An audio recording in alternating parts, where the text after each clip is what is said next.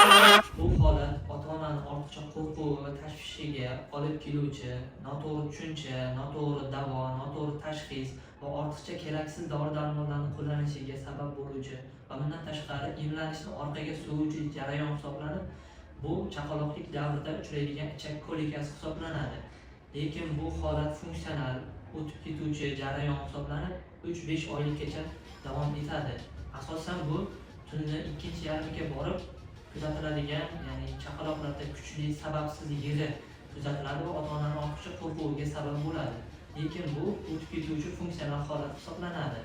Ilmiy izlanishlar shuni ko'rsatadiki, bu holat, ya'ni chaqaloqlarda ichak, bosh miya faoliyati, ichak mikroflorasining to'liq shakllanmaganligi sababli, ya'ni ortiqcha gaz hosil bo'lishi sababli bolada kuchli ta'sirlanish sifatida qabul qilinadi va kuchli yig'i sababsiz yig'i sifatida namoyon bo'ladi.